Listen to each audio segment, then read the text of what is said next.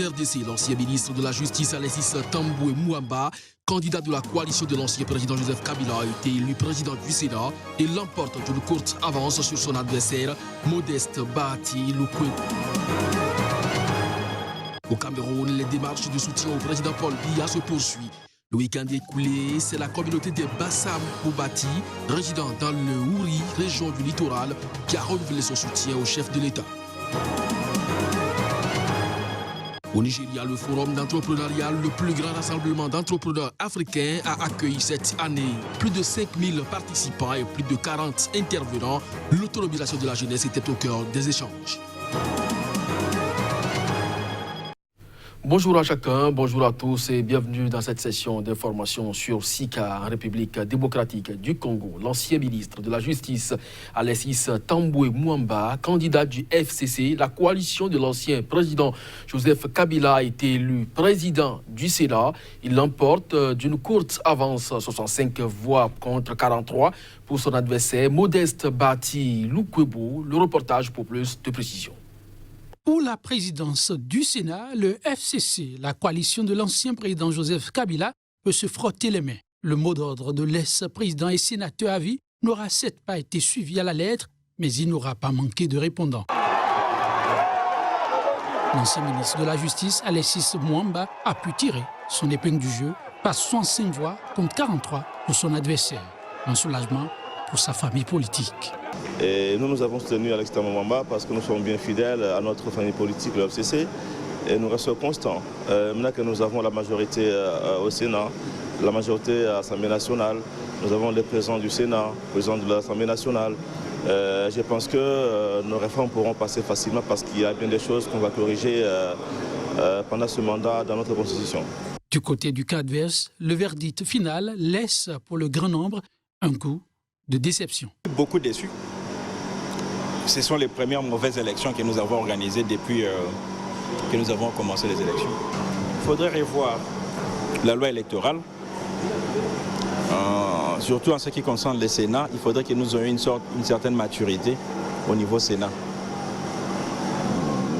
À mon humble avis, 40 ans maximum et avoir exercé certaines fonctions politiques de haut niveau. Pour cette élection, le second candidat pro-Kabila au poste de la première vice-présidence, l'ex-ministre de l'Intérieur, Évariste Bochab, a quant à lui été platement battu par l'ancien premier ministre Sami Badibanga par 60 voix contre 34.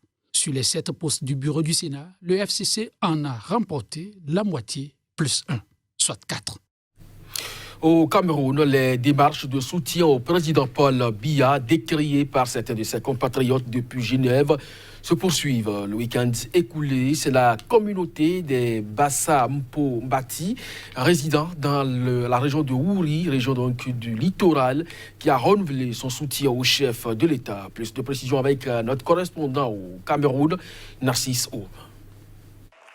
Le balai des communautés reçues en audience par le gouverneur de la région du littoral se poursuit. Après les Sawa résidents à Douala la semaine dernière, c'était au tour d'une délégation des Bassa Mpobati du littoral vivant dans le département de Vouri de remettre un mémorandum de soutien à Samuel Dieudonné Iva Dubois adressé au président de la République Paul Biya. La cérémonie s'est déroulée dans la salle des banquets des services du gouverneur à Bounandjo. Les membres de la communauté conduits par Hervé Emmanuel Nkom et Mbombo Guillaume Bouk venaient ainsi réitérer leur attachement aux institutions de la République représentées par le chef de l'État. Peuple Bassa Batimpo du littoral résidant dans le Vouri, déclarons ce qui suit. Condamnons fermement avec la dernière énergie les actes de déstabilisation et du non-respect de nos institutions de la République souveraine du Cameroun et ainsi à celui qui les incarne, le président Paul Biya. Manifestons par la présente notre profonde indignation face à la pagaille planifiée par les brigades anti-sardinales et leurs commanditaires visibles et invisibles qui ont programmé et planifié la perturbation du président de la République et de son épouse à Genève. Nous n'acceptons pas cela. Pour le patriarche Mbombo Mbouk. Le Bassa, un oui, un non, mais nous avons dit oui. Cette initiative a été encouragée et considérée par le gouverneur du littoral Samuel Dieudonné Ivar Dubois comme un geste républicain dans une ville de Douala qui représente un creuset de vivre ensemble.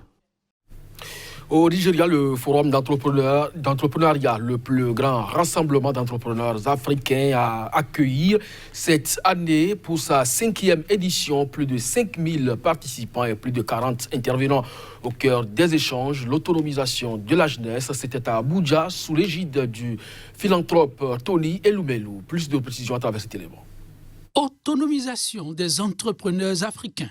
C'est le thème central qui aura marqué l'édition de cette année du Forum d'entrepreneuriat africain. Une 5e rencontre présentée sous l'angle de la plus grande opportunité pour les entrepreneurs et décideurs africains d'interagir directement entre eux. Nous avons des défaillances du marché.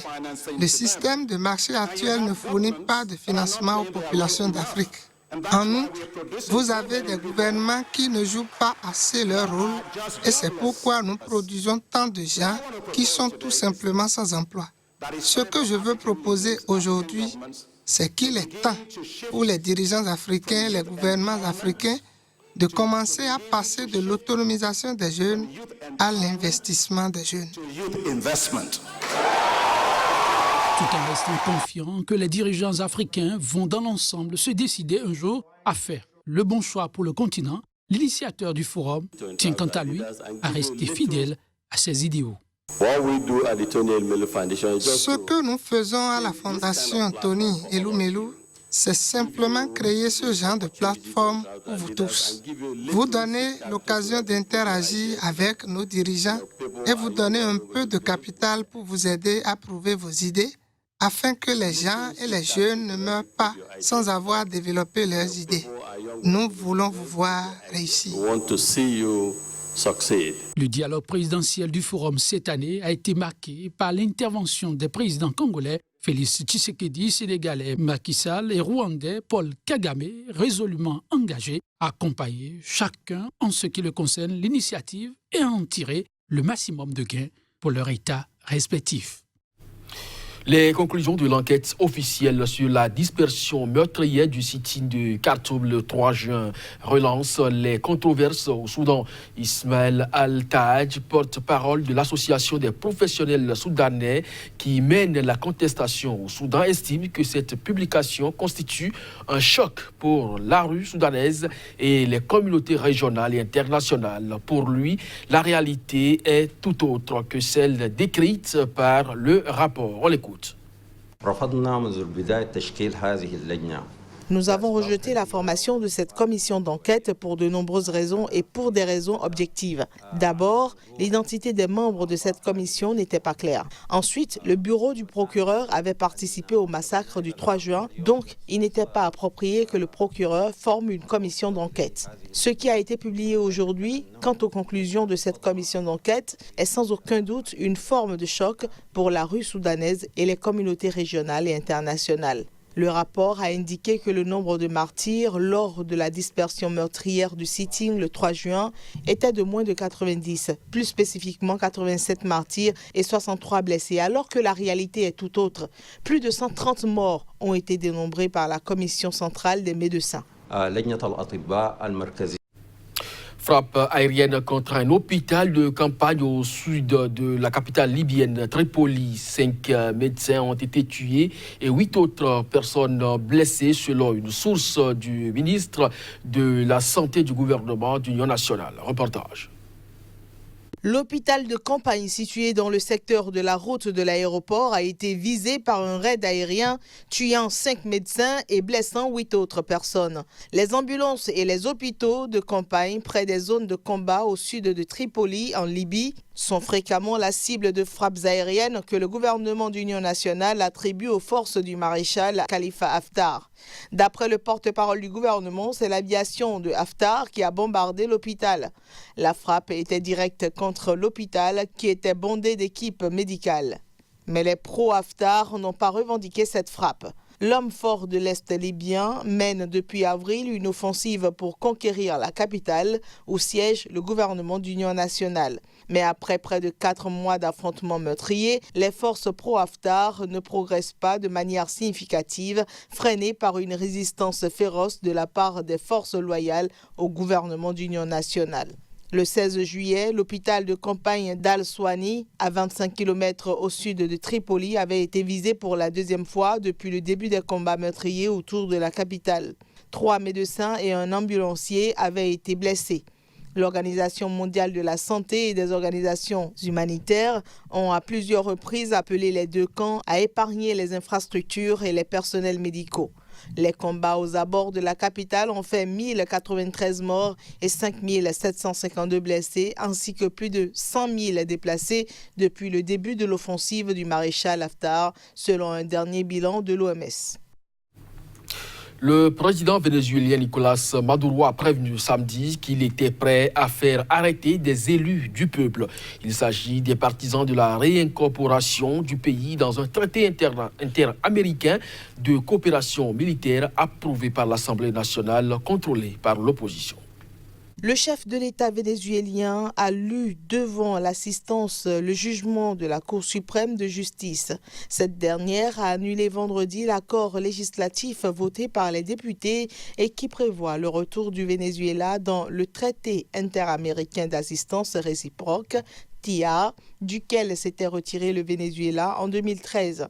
En effet, l'Assemblée nationale, seule institution contrôlée par l'opposition au président Maduro, avait voté le retour du pays dans l'accord mardi. La décision des élus de faire rentrer le Venezuela dans le TIA s'inscrit dans le cadre de la campagne de Juan Guaidó pour chasser du pouvoir le président chaviste qu'il considère comme un usurpateur, estimant que sa réélection en 2018 était frauduleuse. Des Vénézuéliens ont manifesté en soutien au gouvernement de Nicolas Maduro à l'édition 2019 du Forum de Sao Paulo et contre les sanctions américaines. Nous, les Vénézuéliens, demandons toujours la paix et maintenant plus que jamais. Nous soutenons notre président constitutionnel, Nicolás Maduro Moros, dans la rue, aujourd'hui plus que jamais. Nous sommes ici pour montrer au monde ce qui se passe réellement au Venezuela et pas ce que les entreprises internationales disent, les mensonges à propos de notre pays. Nous sommes ici pour défendre notre nation. Je soutiens le processus de la révolution et j'accueille favorablement le Forum de Sao Paulo.